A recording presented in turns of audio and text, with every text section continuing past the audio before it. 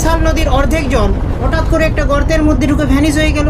বিজ্ঞানীরা GPS tracker থেকে শুরু করে ডাই পর্যন্ত ঢেলেছেন, কিন্তু এই জল আজ পর্যন্ত পৃথিবীর কোথাও খুঁজে পাওয়া যায়নি। তাহলে জলটা কোথায় যাচ্ছে?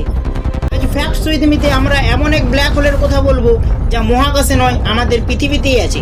আমেরিকার মিনেসোটাতে এই ব্রুল নদী যখন পাহাড় থেকে নিচে পড়ে তখন দুটি ভাগে ভাগ হয়ে যায়। এক ভাগ স্বাভাবিকভাবে নিচে পড়ে, কিন্তু অন্য অর্ধেক জল সোজা ঢুকে যায় একটা গভীর গর্তে। ভূগোলের নিয়ম অনুযায়ী এই জল কোথাও না কোথাও গিয়ে আবার বেরোনোর কথা, কিন্তু বাস্তবে বিজ্ঞানীরা এই গর্তে হাজার হাজার পিংপং বল আর লাল রঙের কেমিক্যাল ঢেলে দিয়েছিলেন এটি দেখার জন্য যে জলটা সুপিরিয়র লেকের কোথায় যাচ্ছে। কিন্তু অবাক করার বিষয় হলো একটা বলও ফিরে আসেনি আর জলের রঙেরও কোনো পরিবর্তন হয়নি, যেন এই গর্তের নিচে আছে অন্য আরেক বিশাল জগৎ। আপনার কি মনে হয় এই জল কি পৃথিবীর অন্য প্রান্তে গিয়ে বেরোচ্ছে, নাকি এটি সত্যিই কোনো নরকের দরজা? কমেন্টে আপনার থিওরি জানান। আর এমন সব মাথা নষ্ট করে রহস্য জানতে এখনই সাবস্ক্রাইব করুন।